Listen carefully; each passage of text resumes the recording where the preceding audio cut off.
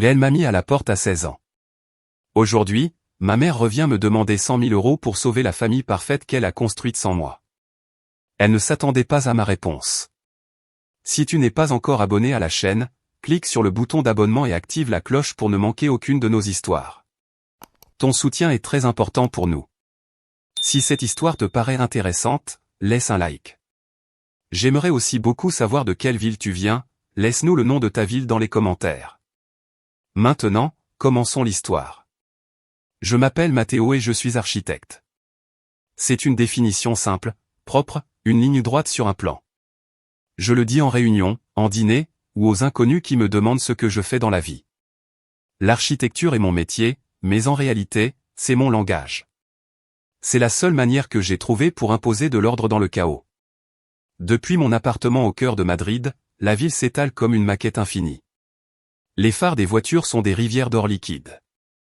Les bâtiments sont des monolithes qui griffent un ciel de velours et d'encre. C'est moi qui ai dessiné cet espace. Chaque angle, chaque matériau, chaque rayon de lumière qui coupe l'obscurité est le fruit d'une décision consciente. Les murs sont en béton poli, froid au toucher. Le mobilier est minimaliste, presque clinique. Il n'y a rien de superflu, rien qui n'ait une fonction. Certains appellent ça l'élégance.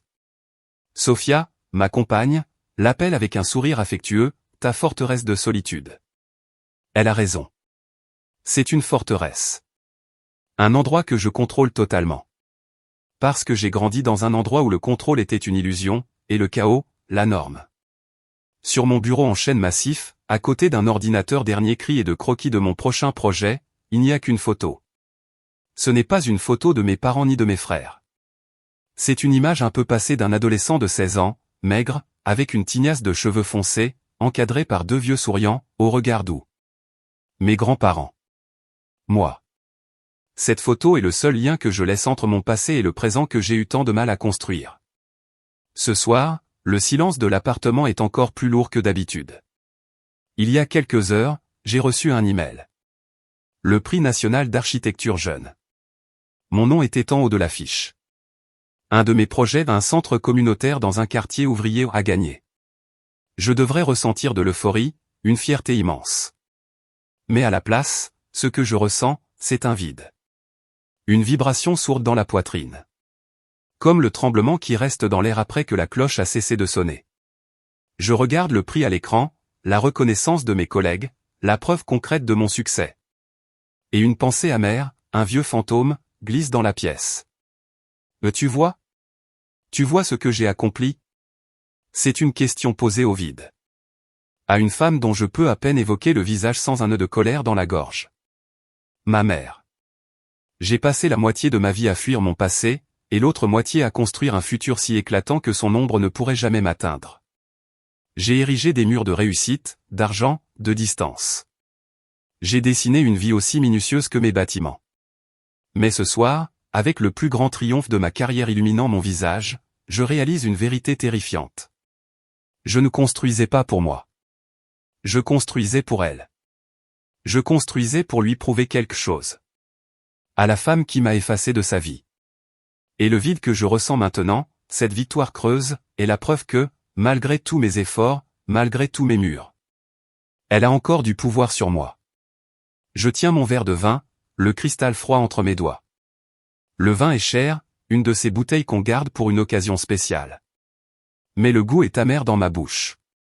Parce que la seule personne à qui j'aurais voulu inconsciemment jeter ce succès à la figure ne sait même pas que j'existe. Et le pire? Une partie de moi ou une partie que je déteste, petite et pathétique, veut encore l'approbation qu'elle ne m'a jamais donnée. Je me lève et je vais vers l'immense baille vitrée. Madrid scintille à mes pieds, indifférente. Je suis un architecte reconnu. Un homme qui s'est fait tout seul. Mais ce soir, au sommet de mon monde, je me sens comme ce gamin de 16 ans qu'on a jeté dehors dans le froid. Avec l'écho d'une porte qui se referme dans son dos. Un garçon à qui on a dit qu'il était assez fort pour se débrouiller seul. Et je l'ai fait. Oh oui, je l'ai fait. Mais la force qui naît d'une blessure n'est jamais propre. Elle laisse toujours une cicatrice. Une fissure dans les fondations. Et la mienne, ce soir, me fait mal comme au premier jour. La mémoire est un architecte capricieux. Parfois, elle construit des palais de souvenirs heureux, qui n'ont jamais existé. Et d'autres fois, elle reproduit avec une précision atroce la structure de nos pires ruines. Ma ruine personnelle a une date et une heure. La nuit de Noël, il y a 17 ans. Le salon de la maison de ma mère et de Ricardo sentait le sapin, l'agneau rôti, et une tension si dense qu'on aurait pu la couper avec un couteau à pain. Les jumeaux, Léo et Marco, n'avaient que quelques mois. Ils dormaient dans leur berceau, inconscients du drame qui était en train de se jouer autour d'eux. J'avais 16 ans, et je me sentais comme un vieux meuble dans une maison fraîchement rénovée. Hors de propos. Un rappel gênant d'une époque que tout le monde voulait oublier. Mes grands-parents, assis sur le canapé, avaient un sourire figé, celui de ceux qui savent qu'ils marchent sur un champ de mine. J'essayais d'aider. J'ai mis la table. J'ai servi le vin. J'ai même tenté de caresser l'un des bébés. Mais ma mère m'a repoussé d'un geste rapide, en murmurant avec précaution, « Matteo, tu vas le réveiller. » Chacun de mes gestes était surveillé. Chaque mot pouvait être une erreur. Le dîner a été un supplice de silence gênant et de conversations superficielles qui mouraient dès qu'elles commençaient. Ricardo ne cessait de parler de ses projets d'avenir, de la famille parfaite qu'ils étaient en train de construire. Le mot « famille » dans sa bouche sonnait comme une arme. Et je savais que la balle portait mon nom. C'est après le dessert, alors que mes grands-parents tentaient en vain de faire la conversation, que Ricardo a toussé légèrement et m'a regardé. Mais pas vraiment moi. Il regardait un point au-dessus de mon épaule. « Matteo, il faut qu'on parle », a-t-il dit avec ce ton de fausse solennité que prennent les bourreaux. Ma mère, Isabelle, a posé son verre sur la table. Elle ne me regardait pas. Ses yeux étaient fixés sur ses mains, comme si elle portait le texte d'un discours appris par cœur. Et alors, elle a commencé son numéro. Une performance qui aurait mérité un prix.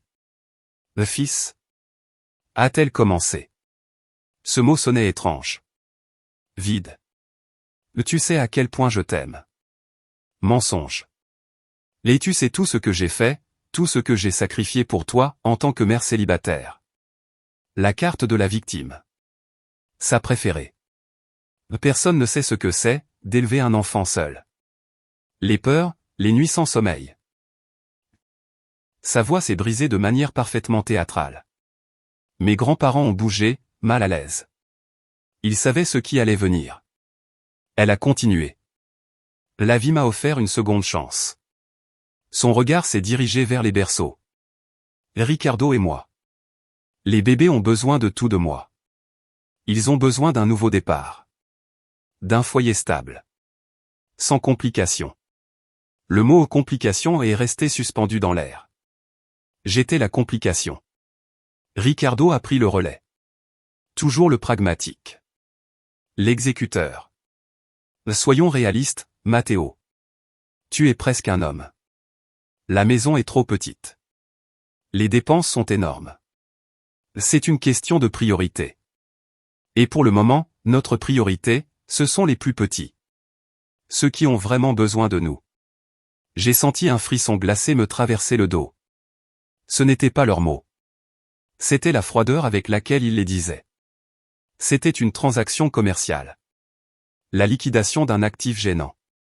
J'ai regardé ma mère, cherchant une faille dans son masque, un doute, une trace de douleur. Je n'ai rien vu. Seulement une détermination dure. Celle de quelqu'un qui a pris une décision et s'est convaincu que c'était un acte de noblesse. « Vous êtes en train de me mettre dehors ?» ai-je demandé. Ma voix sonnait plus faible que je ne l'aurais voulu. Et c'est laquelle a prononcé la phrase. La phrase qui allait devenir la base de tous mes murs. La cicatrice sur laquelle j'allais bâtir ma vie. Elle m'a enfin regardé. Mais ses yeux étaient ceux d'une étrangère. « Ne le prends pas comme ça », a-t-elle dit d'une voix cruellement douce. « On fait ça pour le bien de tous. Mais tu es fort, Matteo. Tu l'as toujours été.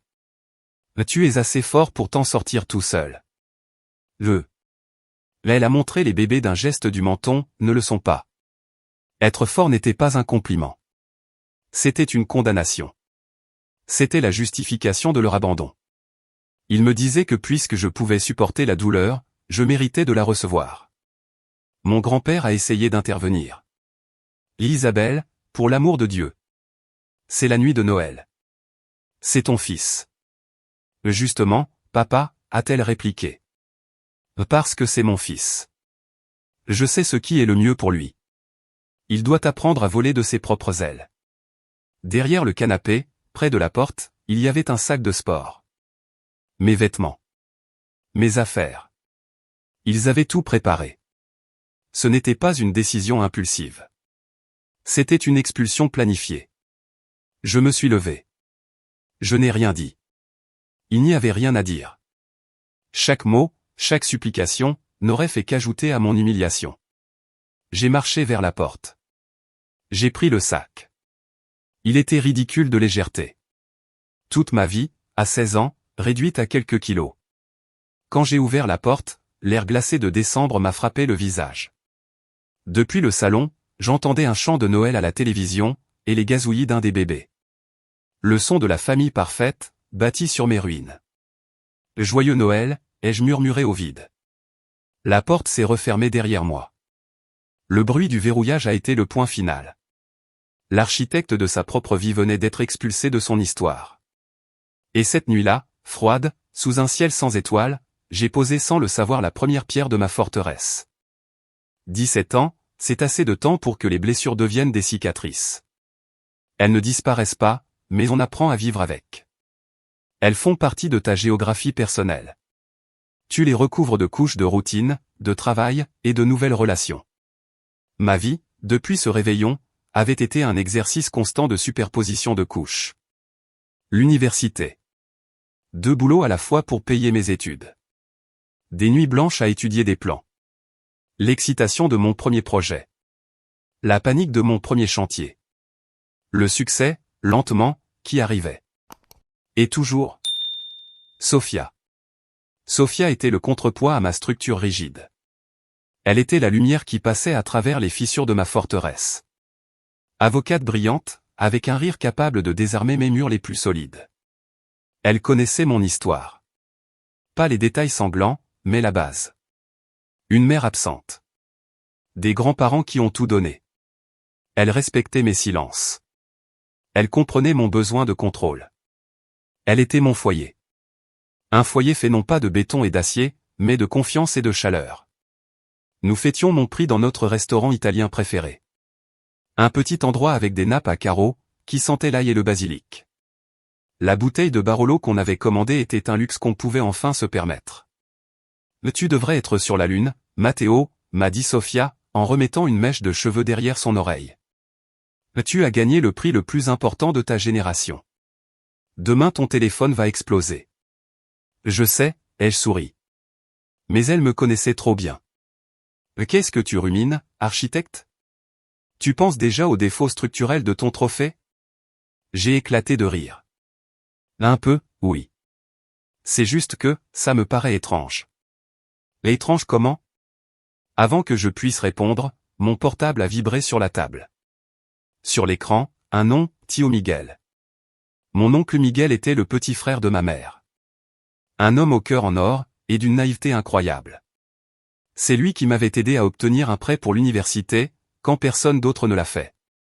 Un acte de foi que je n'ai jamais oublié. Je lui devais en grande partie ce que j'étais. Je dois répondre, ai-je dit à Sophia.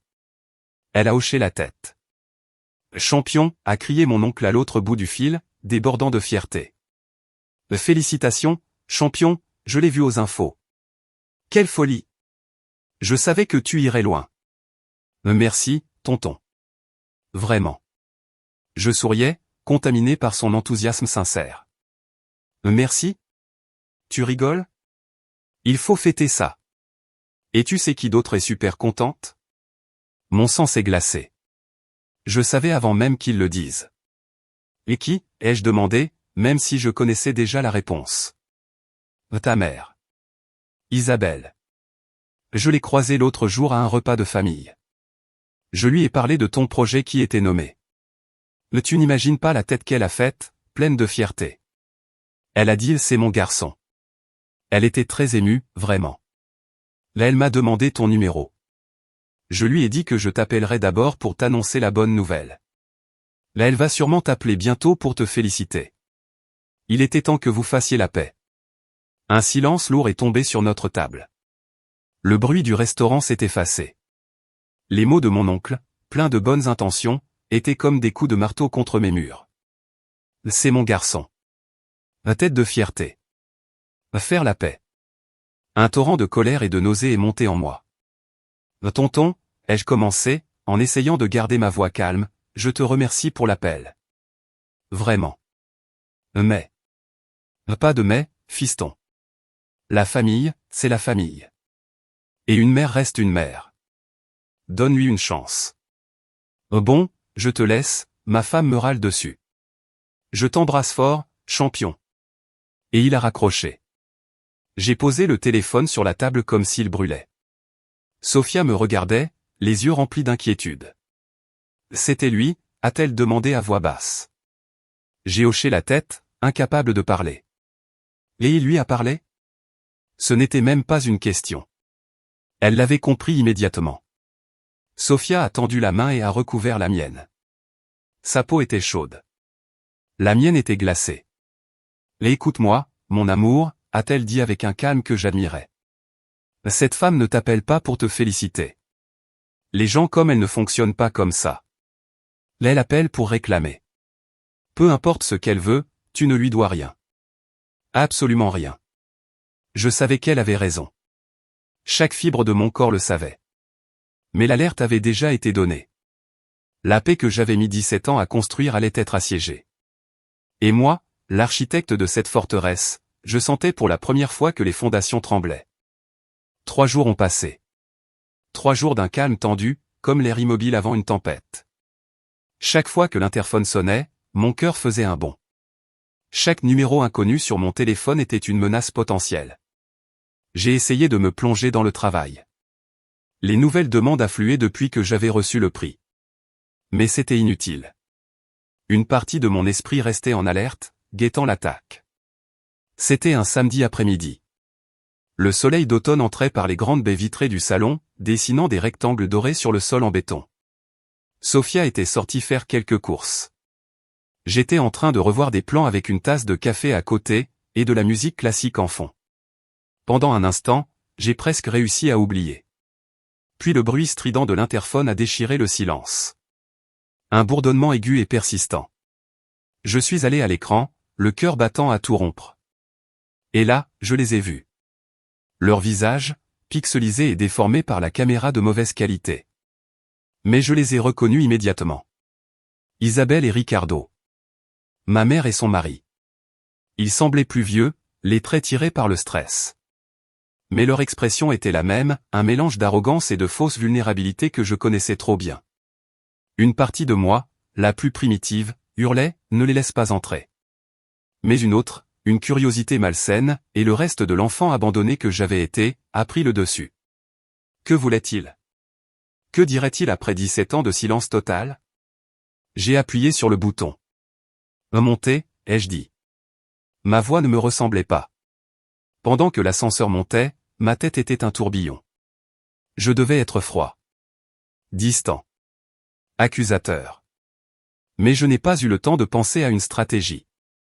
Quand la porte de l'ascenseur s'est ouverte, je me suis retrouvé face à eux. 2 fantômes en chair et en os, debout à la porte de ma vie.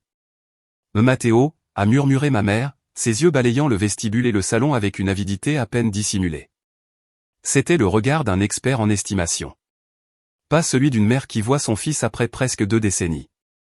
Bonjour, ai-je répondu d'une voix neutre. Je me suis écarté pour les laisser entrer, un geste de politesse qui m'a semblé être une trahison envers moi-même.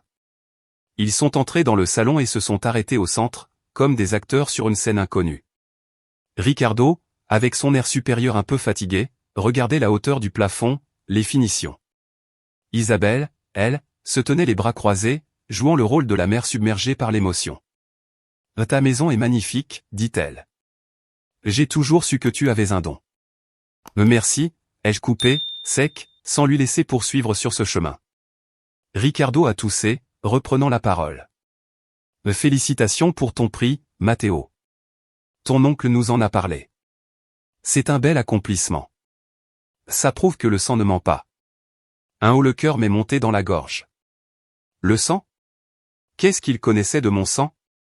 Le même sang qu'il considérait comme une tâche dans son projet de famille parfaite? Vous voulez quelque chose à boire? De l'eau, ai-je proposé, plus pour mettre de la distance que par hospitalité. Je ne me suis pas assis. Je suis resté debout, les bras croisés d'une barrière. De l'eau, ce sera bien, dit Ricardo. Ma mère a seulement hoché la tête, sans cesser de regarder autour d'elle. Je suis allé à la cuisine. Mes gestes étaient rigides, mécaniques. J'entendais leurs murmures depuis le salon.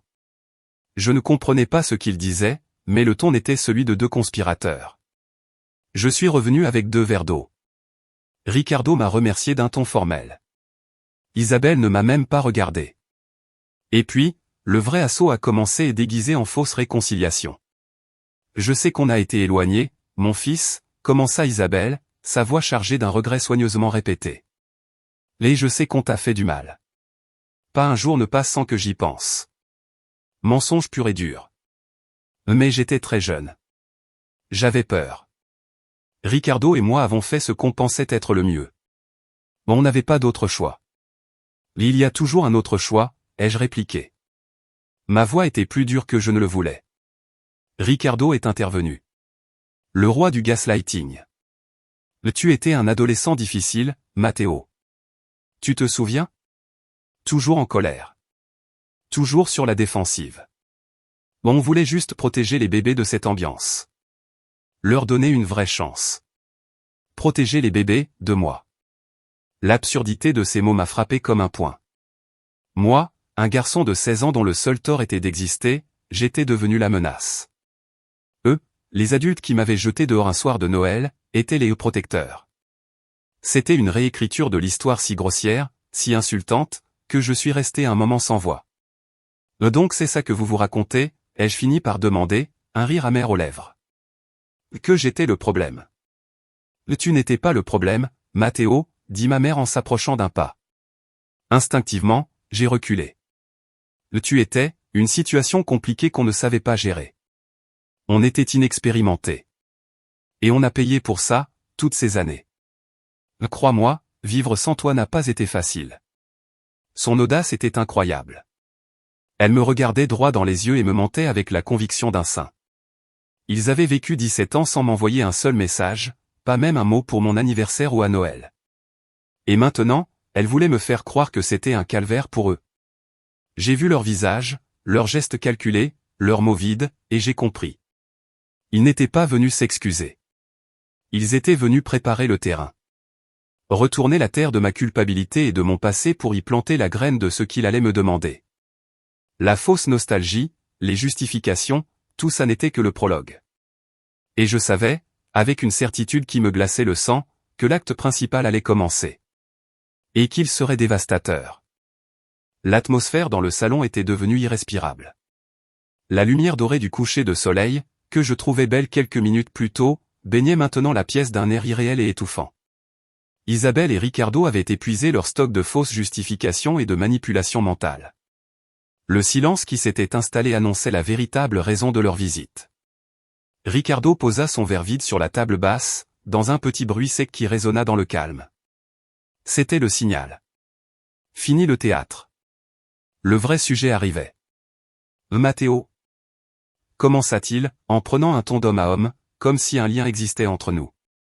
La raison pour laquelle on est ici, en plus de vouloir te féliciter, bien sûr, c'est qu'on traverse une période difficile. Ma mère s'assit au bord d'un de mes canapés design, une pièce qui valait probablement plus que la voiture qu'il conduisait. Elle se ratatina un peu, jouant le rôle de la mère fragile prête à souffrir en silence. Il y a quelques années, poursuivit Ricardo, on a lancé notre propre entreprise, une société de conseil. Ça marchait bien, très bien même. Mais le marché est instable. On a eu quelques mauvais clients. L'économie a ralenti. Tu sais comment c'est. Non. Je ne savais pas. Moi, je savais ce que c'était que de bosser comme serveur jusqu'à 3 heures du matin pour payer mes études. Je savais ce que c'était que de dormir 4 heures pour pouvoir étudier et travailler sur les chantiers. Mais les marchés instables? Non. Je ne connaissais que la survie. Je restais silencieux. Je les observais comme un scientifique examine 2 insectes venimeux. Voilà le problème, soupira Ricardo, en se frottant les cheveux fins. La situation est très grave. On a beaucoup de dettes. La banque menace de saisir nos biens. On pourrait perdre la maison. Tes frères. Intervint ma mère d'une voix presque brisée. Léo et Marco vont bientôt entrer à l'université. On a toujours rêvé de leur offrir une éducation de qualité. Mais qu'il n'ait pas à vivre les mêmes difficultés que, enfin, tu sais. Et maintenant, on ne sait même pas si on pourra payer leur inscription. Voilà. La connexion. Le levier émotionnel. Mes frères. 2 garçons de 17 ans, des inconnus pour moi. Je ne les avais pas revus depuis qu'ils étaient bébés. Et selon ce qu'on m'avait dit à l'époque, je représentais un danger pour eux. Et maintenant? C'était à moi de financer leur avenir? L'ironie était tellement épaisse que je pouvais presque la mâcher. C'était le même argument qu'il y a 17 ans, mais inversé. À l'époque, on m'avait éjecté pour faire des économies et leur donner plus. Aujourd'hui, on venait me réclamer de l'argent, pour leur donner plus. Dans leur logique, j'avais toujours eu un rôle utilitaire. Soit je gênais, alors on m'enlevait. Soit je pouvais servir, alors on me réclamait. Et moi, qu'est-ce que j'ai à voir avec tout ça, ai-je demandé. Ma voix était froide comme les murs en béton de mon salon. Isabelle me regarda. Et pour la première fois, je vis un bout de sa vraie nature sous le masque de mère triste. J'ai vu de l'impatience. Une colère à peine dissimulée face à mon manque de collaboration. Mathéo, s'il te plaît, dit-elle. Tu es notre fils. On est ta famille. Non, ai-je corrigé. Tu es ma mère biologique. Vous deux, vous avez décidé il y a 17 ans que je ne faisais plus partie de votre famille. Tu as oublié? C'était le soir de Noël. Il y avait de l'agneau. Le détail l'a déstabilisé. C'était voulu. Ricardo, voyant que l'émotion ne fonctionnait pas, passa au langage direct. On a besoin d'argent, Mathéo. 100 000 euros. La somme resta en suspension dans l'air. Indécente. 100 000 euros. Ce n'était pas une demande d'aide. C'était une exigence. Une facture pour un service que je n'avais jamais demandé, être né. Ça nous permettrait de régler les dettes les plus urgentes, relancer l'entreprise et garantir l'université des garçons, ajouta-t-il. Comme s'il me présentait un plan d'affaires raisonnable. Et là, pendant une seconde. Une seconde honteuse et terrible, j'ai failli céder. L'adolescent de 16 ans, enfoui dans un recoin sombre de ma tête, s'est levé. Il a crié que c'était peut-être la solution. Le prix à payer pour être enfin tranquille. 100 000 euros pour qu'il me laisse en paix à jamais. 100 000 euros pour régler la dette de mon existence. 100 000 euros pour qu'au fond de leur esprit tordu, ils se disent peut-être que j'étais un bon fils. La pensée a été rapide. Mais elle a existé. Et je crois que Isabelle, avec son instinct de prédatrice, l'a vue. Elle a vu la fissure dans mon armure. Son visage s'est adouci, croyant la victoire proche. Réfléchis, Mathéo, dit-elle d'une voix sucrée. C'est une occasion. Une chance de tous guérir. De redevenir une famille. Tu peux le faire. Pour nous. Pour moi. Pour la mère qui t'a élevé seule pendant tant d'années. Et à ce moment précis, j'ai entendu la clé dans la serrure. La porte s'est ouverte. C'était Sophia, avec des sacs de course. Elle s'est figée dans le vestibule, son sourire s'éteignant en voyant la scène. Ses yeux sont passés d'eux à moi. Et dans mon regard, elle a dû lire l'écho de cette hésitation. Cette faiblesse. Son regard s'est durci. Pas contre moi. Mais avec une fureur protectrice. Elle a posé les sacs par terre et s'est approchée, se plaçant à mes côtés. Sa présence était un ancrage. Un renfort d'acier dans les fondations qui tremblaient. Ses yeux fixés dans les miens m'ont ramené à la réalité. Ils m'ont rappelé qui je suis maintenant. Pas l'enfant que j'étais. Je me suis redressé. L'architecte a repris le contrôle. L'homme qui avait construit sa vie à partir des décombres. J'ai regardé Ricardo. Puis Isabelle. La réponse est non, ai-je dit d'une voix calme. Mais les deux mots ont eu l'effet d'une démolition. Le masque de ma mère s'est brisé. Son visage s'est tordu de colère et d'incrédulité. Quoi, a-t-elle sifflé? J'ai dit non, ai-je répété. Chaque syllabe solide comme une brique. Vous m'avez dit que j'étais assez fort pour me débrouiller seul. Je l'ai fait. J'ai construit tout ça, j'ai ouvert les bras en montrant l'appartement, sans votre aide. En fait, je l'ai construit à cause de votre abandon. Maintenant, c'est à votre tour d'être fort. Débrouillez-vous. Je me suis tourné vers la porte. Sortez de chez moi. Sale ingrat, hurla Isabelle en se levant d'un bond. Tu es un monstre. Après tout ce que j'ai fait pour toi. Je t'ai donné la vie. J'ai sacrifié ma jeunesse. Ma jeunesse aussi a été sacrifiée, ai-je répondu en me retournant pour la regarder dans les yeux. Mais la différence, c'est que moi, je n'ai pas eu le choix. Vous avez choisi. Vous m'avez choisi, moi. Et cette décision a des conséquences. Celle-ci en est une. Vous ne toucherez pas un seul centime de mon argent. Un argent que, d'ailleurs, j'ai commencé à gagner en lavant des assiettes. Parce que vous m'avez refusé la moindre aide. Alors ne me parlez pas de sacrifice. Ricardo l'attrapa par le bras. Isabelle, on s'en va. Ça ne vaut pas la peine. Elle se dégagea.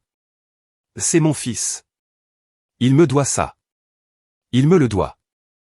Je ne te dois rien, ai-je dit, en haussant la voix pour la première fois. Rien du tout. Maintenant, sortez de chez moi. Ou j'appelle la police. La menace sembla enfin les réveiller. Ricardo, pâle et vaincu, la tira vers la porte. Isabelle me lançait des regards remplis de haine pure, animale. Tu vas le regretter, Matteo, cracha-t-elle depuis le seuil. Je te jure sur ma vie que tu vas le regretter. Et ils sont partis. La porte s'est refermée, laissant derrière elle un silence épais et empoisonné. Je suis resté debout, tremblant. Pas de peur. De rage. Une rage si profonde qu'elle m'effrayait moi-même. Sophia est venue derrière moi et m'a enlacé. Je posai ma tête contre la sienne, les yeux fermés. Ma forteresse avait résisté à l'assaut. Mais les murs étaient fissurés. La visite d'Isabelle et Ricardo n'était pas la fin de la bataille. C'était le début de la guerre. Une guerre lente, d'usure. Une stratégie de siège contre ma paix mentale. Le lendemain de leur départ, les bombardements commencèrent. D'abord, ce furent les emails. Ils arrivaient depuis une adresse inconnue. Le premier avait pour objet, une mère déçue. Le texte était un long monologue plein de plaintes, de chantage affectif et de lamentations sur les sacrifices oubliés. Un chef-d'œuvre de manipulation émotionnelle. Je n'ai lu que les premières lignes, puis je les supprimai. Quelques heures plus tard, un autre est arrivé. Objet, pour tes frères. Celui-là était plus direct, plus court. Il m'accusait d'égoïsme. De priver deux garçons innocents du futur qu'ils méritaient. Par ma faute. Je ne l'ai même pas fini. Supprimé. Ensuite, ce furent les messages vocaux. Des numéros masqués qui laissaient des messages sur ma messagerie. La voix de ma mère. Parfois en larmes. Parfois pleine de colère. Matteo, c'est moi, ta mère. Comment peux-tu être aussi cruel? Tu n'as pas de cœur. Tu es comme ton père. Un égoïste. Je te demande juste de nous aider. De montrer que tu es humain. Je supprimais les messages sans les écouter jusqu'au bout. Mais sa voix restait dans ma tête. Comme un poison sonore. J'ai essayé de bloquer les adresses les numéros. Mais ils revenaient toujours. Comme des mauvaises herbes qui repoussent dès qu'on les coupe. Chaque notification sur mon téléphone me mettait en alerte. Le siège était constant. Conçu pour me maintenir dans un état de tension permanente. Pour que je ne baisse jamais ma garde. Sophia était furieuse. C'est du harcèlement, Matteo. On peut porter plainte. Et je dis quoi, ai-je répondu, fatigué, une nuit, alors que je me frottais les tempes. Que ma mère m'écrit des mails tristes? Ils vont rigoler au commissariat. Je dois juste tenir. Elle va se lasser. Les gens comme elle ne se lassent pas, répondit Sophia, sombrement. Ils changent juste de stratégie quand une autre ne marche plus. Et elle avait raison. Une semaine plus tard, la stratégie changea. Et cette fois, l'attaque vint d'un endroit auquel je ne m'attendais pas du tout. J'étais en réunion avec un client important quand mon téléphone vibra plusieurs fois d'affilée. C'était un numéro inconnu. Je l'ai ignoré. Mais ça vibrait encore. Et encore. Prétextant aller aux toilettes, je suis sorti pour voir. Le premier message disait « T'es vraiment un enfoiré ». Le deuxième « Maman t'a juste demandé de l'aide, et toi tu la lâches ». Le troisième « J'espère que t'es fier de toi. Tu viens de détruire notre famille ». Puis j'ai vu la photo de profil. Un garçon d'environ 17 ans, les cheveux foncés, un air arrogant. C'était comme voir une version tordue de moi-même dans un miroir. C'était Léo. Ou Marco. L'un de mes demi-frères. L'un des garçons innocents dont je détruisais soi-disant l'avenir. Un frisson glacé m'a parcouru le corps.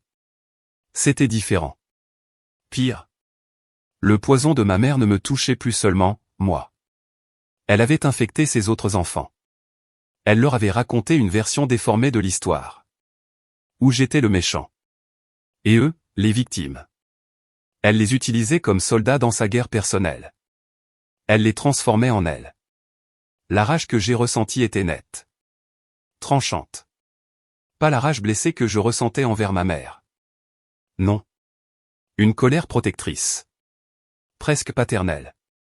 Contre cette femme qui était en train de voler à ses enfants leur chance d'avoir une vision juste du monde. J'ai bloqué le numéro sans répondre. Je suis retourné à la réunion, mais ma tête était ailleurs. Le harcèlement avait franchi une ligne. Ce n'était plus seulement mon passé. C'était leur présent. Leur futur. Et la décision que j'ai prise à ce moment-là fut ferme. Je ne céderai pas. Pas par orgueil. Pas par vengeance. Mais pour eux. Pour briser le cycle. Pour que, peut-être, un jour, l'un d'eux réalise que le vrai monstre n'était pas le frère absent qui a dit non à un chantage. Mais la mère qui les utilisait comme des armes. Ce soir-là, pendant que je racontais à Sophia le message que j'avais reçu, j'ai pris une décision. C'est terminé, ai-je dit. Fini d'encaisser. S'il me recontacte encore une seule fois, peu importe la forme, je commence à rassembler les preuves. Les mails. Les messages. Tout. Tu as raison. C'est du harcèlement. Et si je dois le prouver, je le ferai. Ma forteresse passait à l'offensive. Comme Sophia l'avait prédit, le fait de ne pas répondre aux attaques numériques n'a fait qu'enflammer davantage Isabelle. Si elle ne pouvait pas abattre mes murs à distance, elle essaierait de le faire en personne. En attaquant le cœur de ma vie professionnelle. L'endroit qui symbolisait tout ce que j'avais bâti. J'étais à Bilbao pour visiter un chantier. Un voyage de 2 jours. Une bouffée d'air frais, loin du stress de Madrid. La matinée était froide et sentait le sel marin. J'étais en pleine réunion avec le chef de chantier quand mon téléphone s'est mis à vibrer sans arrêt dans ma poche. C'était Sophia. Elle insistait. Je savais qu'elle ne m'appellerait jamais de manière insistante à moins que ce soit une vraie urgence. Je me suis excusé et je suis sorti de la baraque de chantier. Sophia, ça va? Je suis en réunion, ai-je dit à voix basse. Je vais bien, Matteo. Mais toi, tu as un problème. Un gros problème. Sa voix était tendue, rapide. Qu'est-ce qui se passe? C'est ta mère. Elle est venue ici, à ton bureau. Elle est à l'accueil depuis une demi-heure. Elle fait un scandale. J'ai senti le sol bouger sous mes pieds. Quoi? Quel genre de scandale? Là elle crie. Elle exige de te voir. On lui a dit que tu n'étais pas là, que tu étais en déplacement. Mais elle ne veut pas le croire. Là elle dit que tu te caches d'elle. Que tu es un lâche. Là elle pleure, puis elle hurle, puis elle repleure. Les gens sortent de leur bureau pour regarder. C'est un putain de cauchemar, Matteo. J'ai fermé les yeux. J'ai appuyé mon front contre le métal froid d'un conteneur. Vous avez appelé la sécurité, ai-je demandé, l'esprit en alerte totale. Elena, la réceptionniste, essaie de gérer. Elle n'a pas voulu appeler la sécurité tout de suite pour ne pas empirer la situation. Elle m'a appelé en premier. Elena, une femme d'une 50aine d'années, discrète, efficace, avec une gentillesse maternelle. Il y a quelques années, son fils, un étudiant en art, avait besoin d'un stage. Aucun cabinet ne l'acceptait. J'avais parlé à un ami qui tenait une galerie, et il avait eu une place. Un geste sans importance pour moi à l'époque. Jamais je n'aurais cru que ce geste me reviendrait comme ça. J'arrive. Je prends le premier vol, ai-je dit. Non. Ne viens pas, m'interrompit Sophia. C'est ce qu'elle veut. Le face-à-face. La scène publique. Si tu te montres, elle gagne.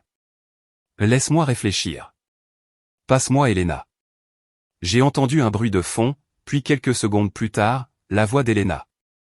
D'habitude si posée, elle tremblait un peu. Matteo, je suis vraiment désolé. Elena, ne t'excuse pas. Merci d'avoir appelé Sophia et pas directement la sécurité. Et dis-moi, que fait-elle maintenant? Elle est assise sur un des fauteuils. Elle pleure. Elle raconte à tous ceux qui passent que son fils l'a abandonnée. Que tu es un ingrat. Une vague de honte m'a envahi. J'ai eu la tête qui tournait. Elle salissait mon nom dans mon propre espace professionnel. Devant mes employés. Mes associés. Elle me faisait passer pour un monstre. Et alors, une idée glaciale a traversé mon esprit. Une idée née de la panique. Elena, ai-je dit, d'une voix que je voulais calme mais que je ne ressentais pas. J'ai besoin de te demander quelque chose d'énorme. Et si tu refuses, je comprendrai parfaitement. Dis-moi, Matteo. Ce que tu veux. Ton téléphone. Tu peux enregistrer discrètement? Pose-le sur le comptoir comme s'il était posé par hasard. Laisse tourner l'enregistrement audio. Et si possible, la vidéo. J'ai besoin d'une preuve. Que ce soit enregistré. Il y eut un silence. Je comprenais que je lui demandais un vrai risque. Compris, dit-elle finalement, avec fermeté. Donne-moi une minute. J'attendis, le cœur battant, écoutant les bruits de la construction tout autour de moi. Chaque minute semblait durer 1 heure. Enfin, la voix de Sophia revint dans le téléphone. C'est fait. Ça enregistre. Mon Dieu, Matteo. C'est pire que je pensais. Elle hurle ton nom. Elle dit qu'elle ne partira pas tant que tu n'arrives pas. Très bien, ai-je soufflé. Maintenant, prochaine étape. Sophia, approche-toi d'elle avec ton téléphone. Mets-moi en haut-parleur. Tu es sûr? Oui. C'est la seule façon qu'elle parte sans que je sois là. J'ai entendu les pas de Sophia. Puis, le chaos. La voix perçante de ma mère, déformée par la colère. Je partirai pas. C'est mon fils. Il doit m'écouter. Madame, dit Sophia d'un ton d'acier, votre fils est au téléphone. Il veut vous parler. Un silence. Puis, ma voix a retenti dans l'accueil de mon bureau, depuis le haut-parleur du téléphone de Sophia. Moi, à des centaines de kilomètres. Maman, ai-je dit, avec une voix étrangement posée. Je suis à Bilbao. On te l'a dit plusieurs fois. Là, tu es en train de te ridiculiser. Et tu es en train de commettre plusieurs infractions. Tu es sur une propriété privée. On t'a demandé de partir. Si tu ne pars pas maintenant, tout de suite, la prochaine personne que j'appellerai, ce sera la police. Et crois-moi, ils ne seront pas aussi patients que mon équipe. Matteo. Gémit elle. Tu peux pas me faire ça. C'est pas moi qui te fais ça. C'est toi. Tu es venu ici faire ton cirque. Tu as 60 secondes pour franchir cette porte. Et sinon, j'utiliserai l'enregistrement qu'on est en train de faire pour demander une ordonnance d'éloignement. Tu m'as comprise.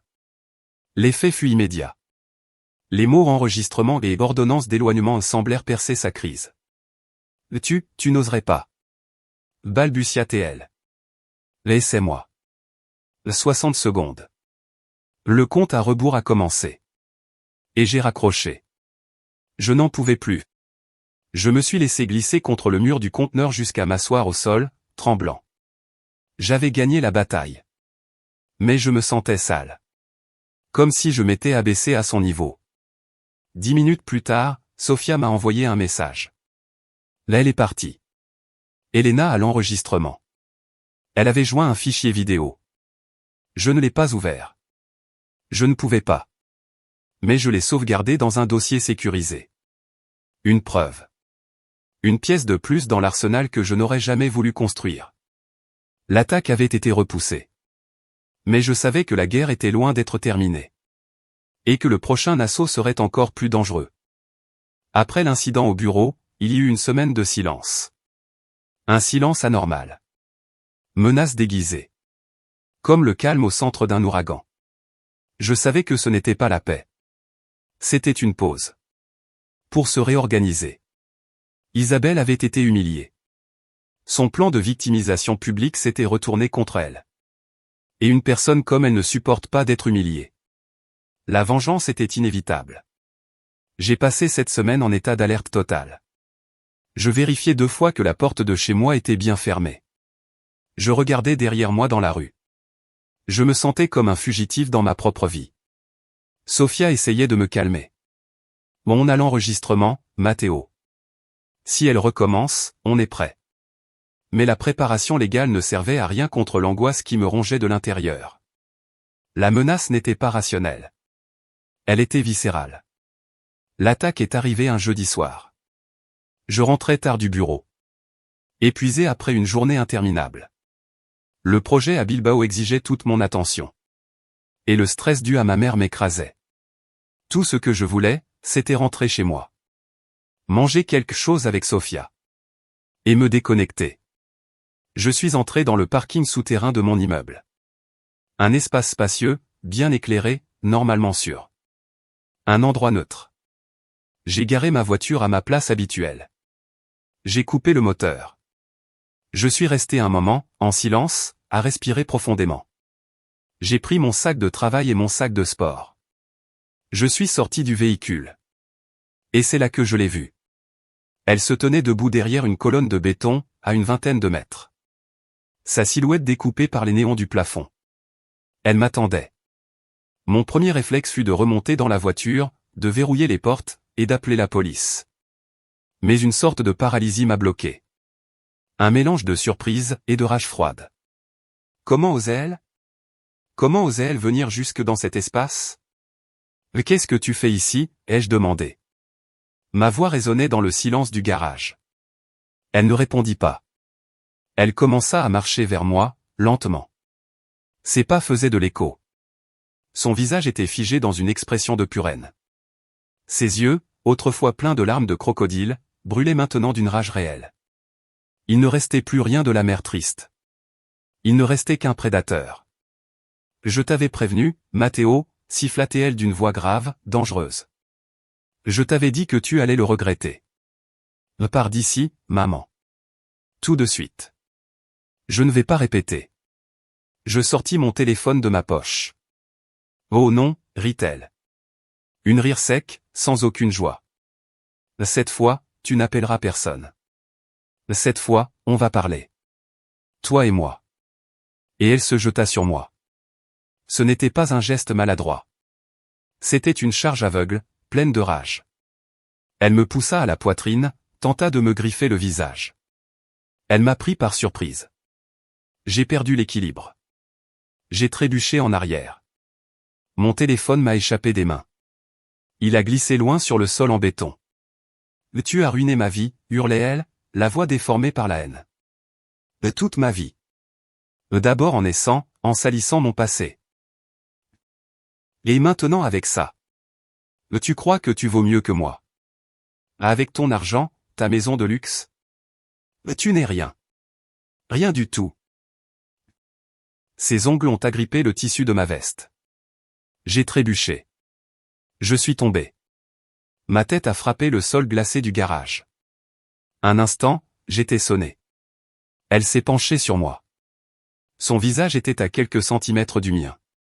Une méduse d'âge mûr, les cheveux éparpillés, les yeux injectés de sang. Elle a tenté de me gifler. Mon corps a réagi par pur instinct. Malgré la surprise, malgré le choc, la différence de force entre nous était énorme. J'ai 20 ans de moins qu'elle. Je vais à la salle 4 fois par semaine. Je l'ai repoussée. Pas violemment. Mais assez pour qu'elle perde l'équilibre et tombe sur les fesses, à 2 ou 3 mètres. Je me suis relevé, haletant. Le cœur battant à toute vitesse. L'adrénaline me traversait le corps comme une décharge électrique.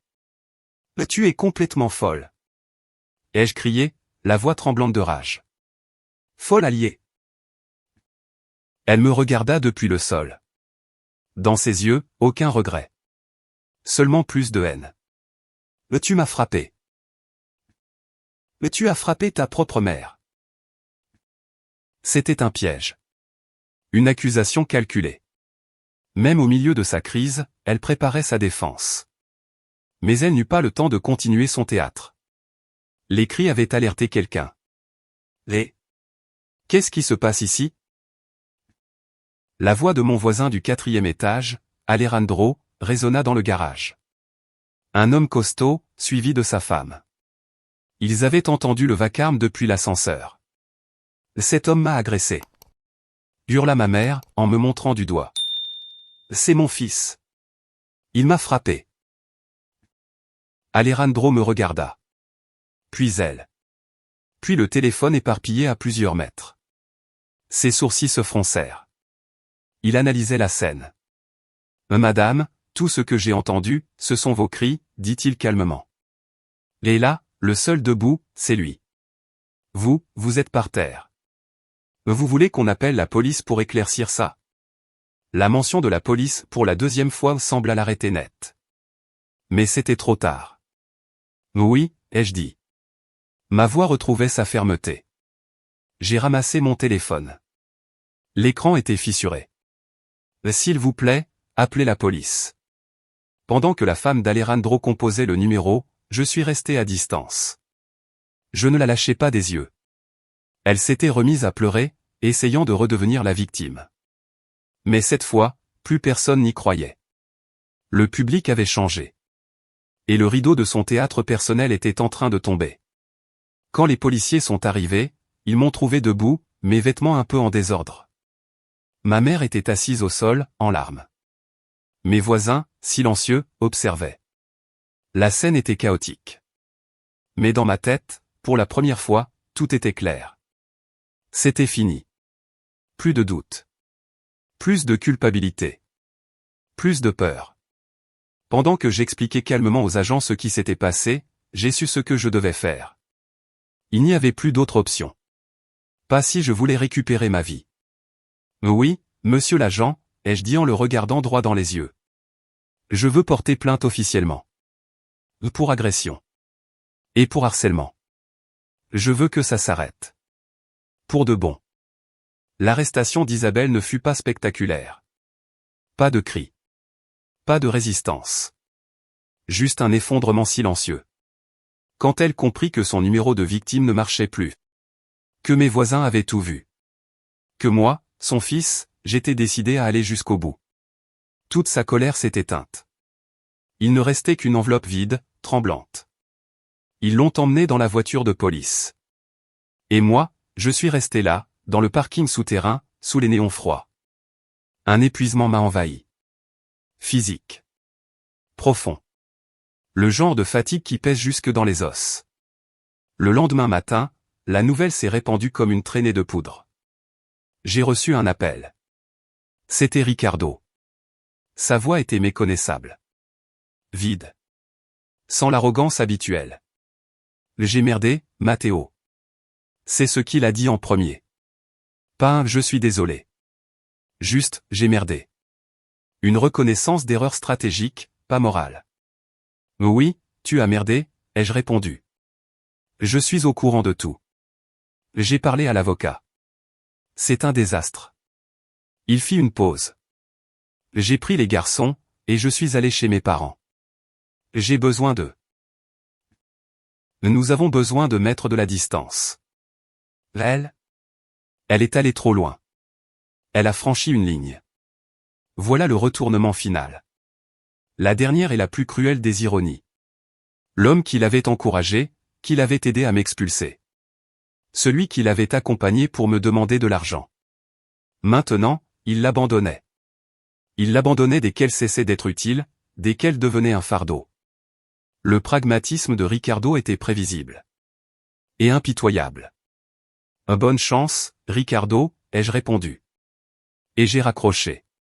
Je ne ressentais rien pour lui. Ni pitié, ni colère. Juste un mépris lointain.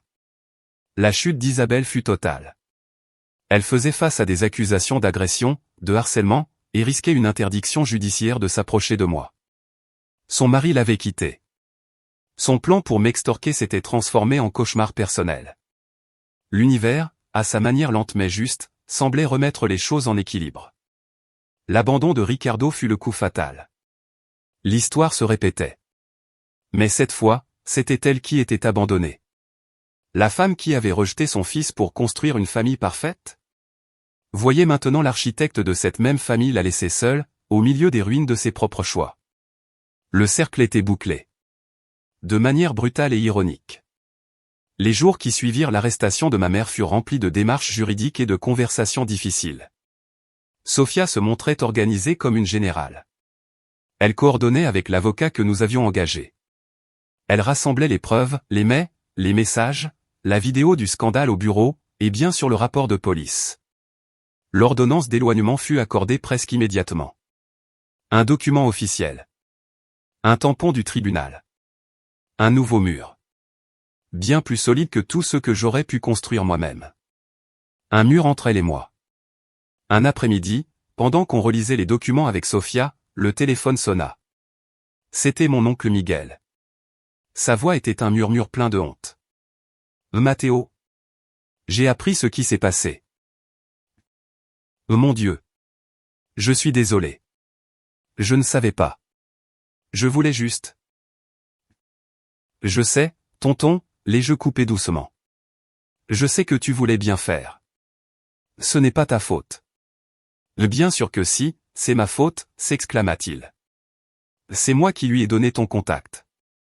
C'est moi qui ai allumé la mèche. Si je pouvais revenir en arrière. Tu ne peux pas, ai-je dit calmement. Personne ne le peut. Mais tu peux faire quelque chose maintenant. Ne pas te blâmer. Je te suis très reconnaissant pour tout ce que tu as fait pour moi quand j'étais ado. C'est ça, l'important. Bon, on est bien, toi et moi.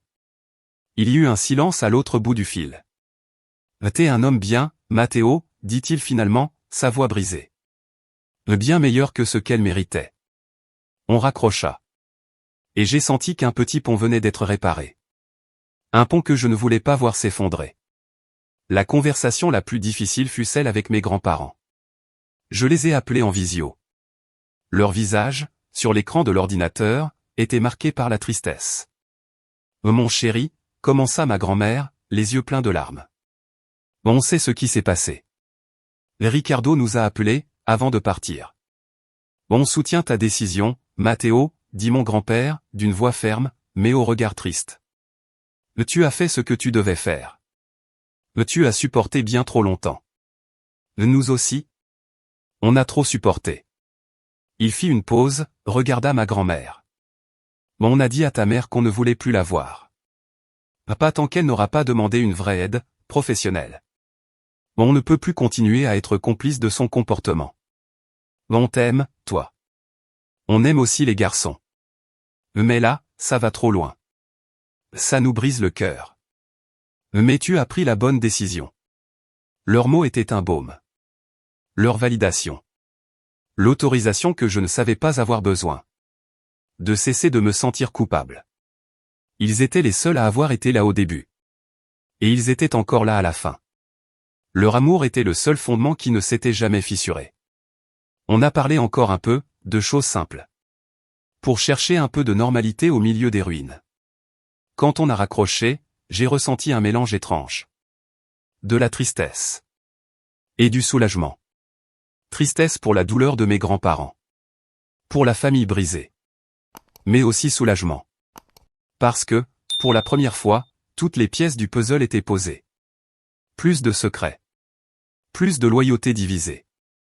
La vérité est dure, douloureuse nous avait tous rendus un peu plus libres.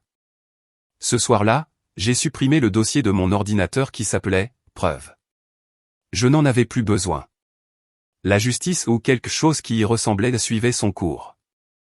Le nettoyage des décombres avait commencé. Un processus lent, douloureux, mais nécessaire pour pouvoir un jour reconstruire. La procédure judiciaire, en comparaison avec le drame émotionnel, fut presque ennuyeuse. Vu la quantité écrasante de preuves, l'avocat de ma mère lui conseilla d'accepter un accord. Elle plaida coupable pour un délit mineur de menace et d'agression. La peine fut légère, une amende, quelques mois de liberté surveillée, et l'obligation de suivre une thérapie pour apprendre à gérer sa colère. L'ordonnance d'éloignement fut maintenue. Une barrière légale de 100 mètres, qui me sembla être un océan de distance. Sophia m'annonça la nouvelle dans notre appartement, en lisant le mail de notre avocat. Je l'ai écouté en silence, hochant simplement la tête. « Comment tu te sens ?» me demanda-t-elle en posant l'ordinateur portable. Elle me regardait avec attention. J'ai fouillé en moi pour chercher une réponse. Est-ce que je me sentais vainqueur? Soulagé? Heureux de sa chute? Non. Rien de tout ça. Le vide, ai-je dit sincèrement. Je ne suis pas content de ce qui lui est arrivé. Je ne tire aucune joie de sa chute. Tout ce que je ressens, c'est un énorme vide. Et une immense tristesse. La tristesse pour la personne qu'elle aurait pu être. Et qu'elle n'a jamais été.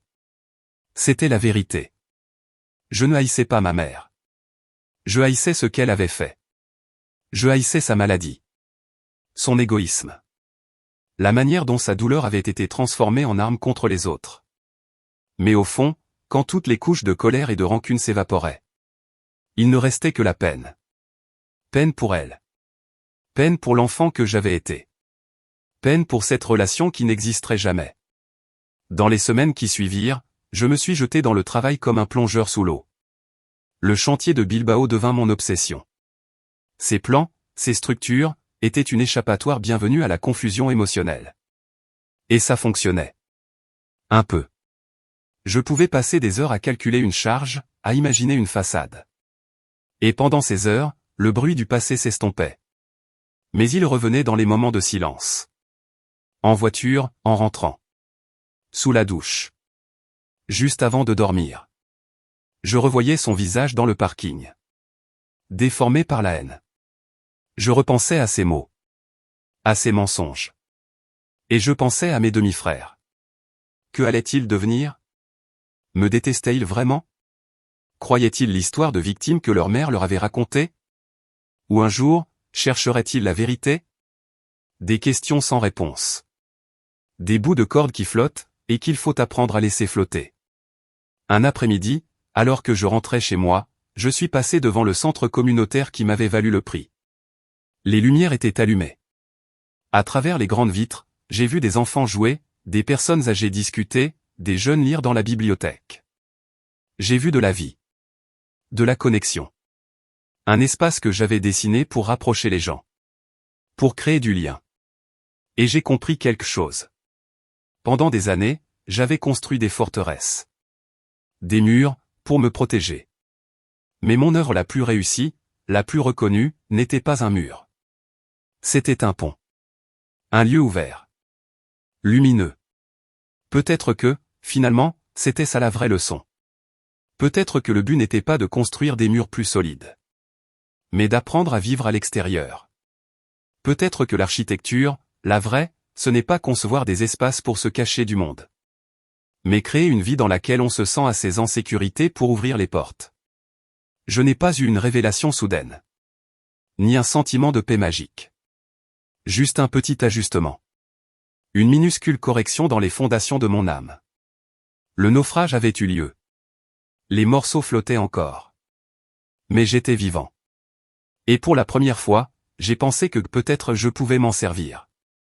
Pour construire quelque chose de nouveau. Quelque chose de plus fort. Quelque chose qui soit enfin à moi. 1 an a passé depuis l'arrestation de ma mère. 12 mois sans message plein de haine. Sans appel à minuit. Sans peur d'ouvrir ma boîte mail. C'est étrange, la paix. Pas comme on l'imagine. Ce n'est pas un grand moment dramatique, avec musique en fond.